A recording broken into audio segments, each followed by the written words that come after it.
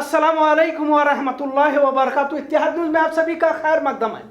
करौली, खड़गांव, जहांगीरपुरी के बाद अब न्यूज चैनलों ने हुबली की तरफ अपना रुख किया हुआ है। हुबली पर तबसरा बहस करते देखा जा रहा है। पथराव को जिम्मेदार कई नौजवानों को गिरफ्तार किया गया है। मौलाना वसीम पठान को भी गिरफ्तार किया गया। यह बड़ी खबर है, जब खुद मौलाना वसीम पठान ने अपनी जबानी में कहा है कि मैंने कोई भी तशद्दुद फैलाने वाला बयान नहीं दिया था और ना ही किसी पथराव में मैं शामिल रहा। मुझे क्यों गिरफ्तार किया गया है, ऐसा सवाल भी बार बार पूछते देखा जा रहा है। हाल ही में भाजपा कैदियों की जानिब से यूपी, मध्य प्रदेश, दिल्ली की नहज पर कर्नाटक में भी कार्रवाई करने की मांग की गई थी। भाजपा हुकूमत हर तरफ समाज में डर खौफ बिठाना चाहती है, लिहाजा आज कईयों की गिरफ्तारी यहाँ भी अमल में आई है। मौलाना वसीम पठान की गिरफ्तारी भी सोचने पर मजबूर करने वाली है। मौलाना वसीम पठान की गिरफ्तारी से मुस्लिम समाज में नाराजगी नजर आ रही है। झूठा नैरेटिव खुद मीडिया का जरिए फैलाकर एक समाज को कटघरे में खड़ा करने की कोशिश की जा रही है, ऐसा मुस्लिम समाज के लीडरों का कहना है। आज रियाजुल उलूम के जिम्मेदार मौलाना अहमद सिराज कासमी और एसडीपीआई के जिम्मेदार अफसर कोटलिपेट ने प्रेस कॉन्फ्रेंस के जरिए मुसलमानों पर ज्यादती का इल्जाम लगाया। आइए आज के दिन क्या हुबली में हुआ और किस तरह मौलाना को उन्होंने गिरफ्तारी की तस्वीरें शाया की है, जिससे मुस्लिम समाज में गुस्से की लहर देखी जा रही है। आखिर इस समाज का क्या होगा? एक सवाल अवाम के सामने आ खड़ा होता है कि हर जगह पर पूरे भारत की अगर तस्वीर अपनी आंखों के सामने लाई जाए तो एक मुस्लिम समाज को किस तरह से दबाने की कोशिश की जा रही है। लिहाजा हमारे बेलगाम शहर के करीब में ही जो हुबली शहर है, इसमें भी इस तरह की वारदात पेश आई है और यहाँ पर भी पूरे मुस्लिम समाज को बेबस महसूस करेंगे। दूसरी तरफ अगर एक तस्वीर देखी जाए तो जिस शख्स ने मस्जिद हराम और मदीना मुनव्वरा में भगवा परचम लहराने की जो तस्वीर शाया की थी, वायरल की थी, उसकी तहकीक नहीं हुई, सिर्फ एक ही को गिरफ्तार किया गया। अगर इसकी तहकीक भी हो जाए कि इस तरह के वारदात आखिर की क्यों अंजाम दी, इसके पीछे कौन जिम्मेदार है, तो वहां पर भी एक तवील फहरिस्त निकल सकती है। लिहाजा ये तो सभी जानते हैं कि उस तरफ कार्रवाई नहीं होगी। जब हाथ में कट्टे और तलवारों के साथ जब जुलूस निकाला जाता है तो गिरफ्तारियां नहीं होती, तो यहाँ तो सवाल ही नहीं उठता। आखिर इस समाज का क्या होगा, ऐसा सवाल एक बार फिर सामने आ खड़ा हुआ है। देखते हैं कुछ मनाजिर जो आज हुबली शहर में हुए। इत्तेहाद को देखने के लिए शुक्रिया। अल्लाह हाफिज।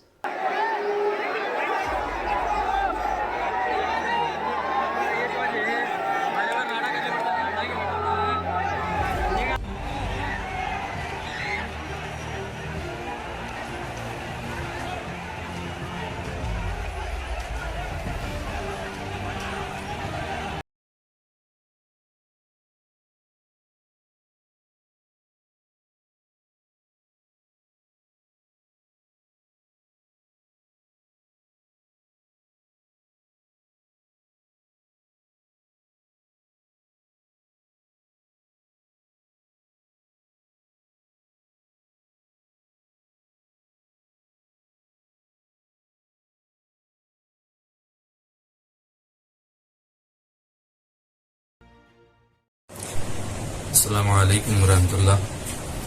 मैं वसीम पठान बोल रहा हूँ। जैसा कि अभी हाल ही में आप जानते हैं कि हुबली शहर में एक बड़ा मसला खड़ा हुआ है। मैं उसका खुलासा देने के लिए आपके दरमियान हाजिर हुआ हूँ कि एक शख्स ने जो गुंबद खजरा की तस्वीर से बेअदबी की, गुस्ताखी की, तो इसके लिए शहर हुबली के नौजवानों में नाराजगी थी, दिल को ठेस पहुंची थी। तो इसलिए उस पर कंप्लेंट करने के लिए पहले ही से काफी नौजवान वहां पर जमा हुए थे। तो जो बढ़ती हुई तादाद को देखते हुए फिर मुझे बुलाया गया ताकि मैं इस मसले के हल के लिए लोगों से बात करूं। तो फिर मैं वहां पर आया तो पुलिस वालों से भी मेरी बात हुई, तो उन्होंने भी साथ दिया। और जब ये तादाद बढ़ती गई तो पुलिस वालों ने ही जो है ये कहा कि आप गाड़ी पर खड़े होकर जो है उन लोगों को समझाएं और उन लोगों को समझाएं ताकि वो लोग अपने अपने घरों की तरफ चले जाएं। तो गाड़ी पर चढ़ने की वजह ये थी कि वहां पर माइक नहीं था, तो इसके लिए वहां पर खड़े होकर जो है समझाने के लिए गाड़ी पर खड़े होकर कोशिश की गई। लेकिन पूरे जो वीडियो में या कहीं पर भी मेरा ऐसा कोई बयान पथराव का या पत्थर मारने के हवाले से या लोगों को भड़काने के हवाले से कोई भी मेरा बयान वहां पर नहीं हुआ। और सोशल मीडिया में जिस तरीके से मेरे हवाले से माहौल बनाया जा रहा है कि मैं ही उसका मास्टरमाइंड हूं, ये सरासर गलत है। ऐसा कोई ना इरादा था, ना कोई ख्याल था। ये मेरे खिलाफ रची गई एक साजिश है। आप देखें उस वीडियो में कि अचानक वहां पर लाइट बंद हो जाती है और चंद नकाब पोश लोग आते हैं जो पथराव करते हैं। तो इसके लिए मैं भी वहां पर था जब पथराव हो रहा था। तो मैं मेरी जहां तक सोच है, इस तरह के शहर हुबली के माहौल को खराब करने का मेरा कोई इरादा नहीं था। और जिस तरीके से सोशल मीडिया ने मेरे खिलाफ माहौल बनाया है, ये सख्त खिलाफ है। और मैं पुलिस पर पूरा भरोसा करता हूं, डिपार्टमेंट पर मुझे पूरा भरोसा है और कानून पर भरोसा है और संविधान पर भी मेरा पूरा भरोसा है। मैं बहुत जल्द हाजिर होकर जो है वहां पर मेरी सफाई दूंगा और इंशाल्लाह मुझे पूरा उम्मीद है कि जो फैसला होगा वो सच के साथ होगा। आप पूरी वीडियोस में देख सकते हैं, कहीं पर भी आपको ये वीडियो नहीं मिलेगा मेरे हवाले से कि मैं कोई हेट स्पीच दे रहा हूं या लोगों को भड़काने के लिए बोल रहा हूं, बल्कि मैं लोगों को रोक रहा हूं वहां पर और उनको खामोश बिठाने का काम कर रहा हूं। और साथ ही साथ उन्हें मैं ये समझाने की कोशिश कर रहा हूं कि आप अपने अपने घरों की तरफ लौट जाएं।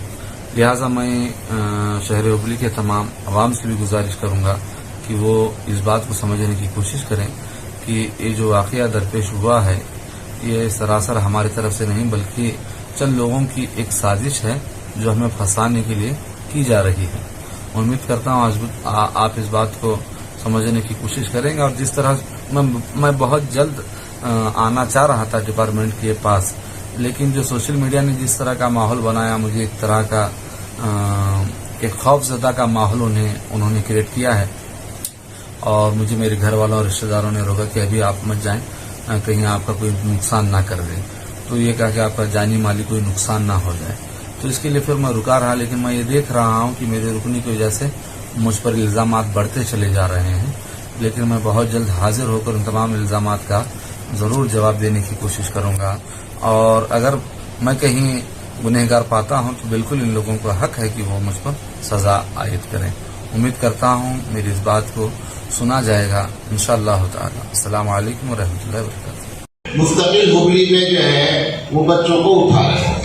अभी हमारे जो है वो जो हमारे साथ ड्राइवर रहते हैं उनके भतीजे को उठा लिया उन्होंने, मोहम्मद उमर बलहारी करके।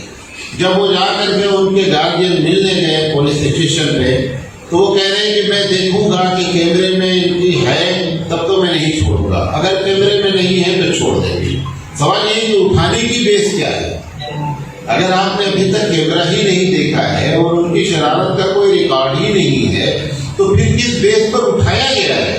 इस तरीके से लोकतंत्र में लोगों को के अंदर जो है वो खौफ पैदा करना, डर पैदा करना, फिर तो स्लेवरी में और लोकतंत्र में कोई बहुत बड़ा जो है वो अंतर नहीं रह गया। मैं भी उलमा को लेकर के पुलिस कमिश्नर साहब से मैंने मुलाकात की 2 दिन पहले। पुलिस कमिश्नर साहब ने बहुत अच्छी बातें की। उन्होंने कहा कि आप एकदम इत्मीनान रखिए कि आपकी समझ से जो इनोसेंट लोग पकड़े गए हैं आप मुझे लिस्ट दीजिए। उसके बाद भी इनोसेंट पकड़े जा रहे हैं। उलमा मिले, यहाँ के लीडर्स मिले, हम सब लोग तकरीबन 50-60 आदमी जा करके मिले और उन्होंने बहुत ही एतमाद के साथ कहा कि नहीं ऐसा नहीं होगा, आप लोग इसकी चिंता नहीं करें और आप लिस्ट दीजिए।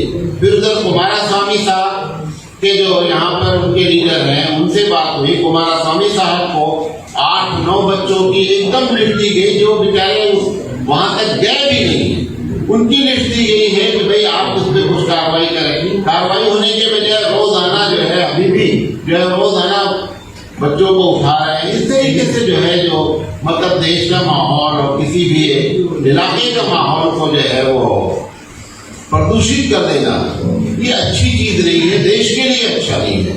और आखिरी बात कह करके कि जो बुलडोजर वाली बात कर रही है, एक आदमी अगर मान लिया जाए मुजरिम ही है तो उसके घर में 10 लोग और रहते हैं, उनकी क्या गलती है बेचारों की?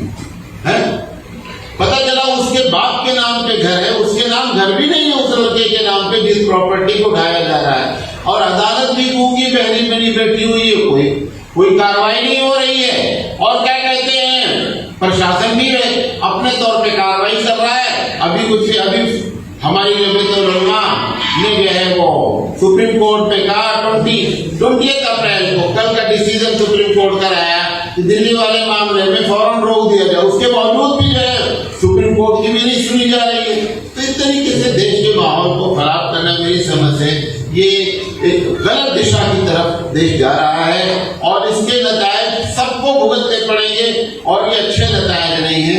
ये गंगा जमुनी तहजीब वाला देश था और गंगा जमुनी तहजीब के लिहाज से हम लोगों को इस देश में रहना चाहिए।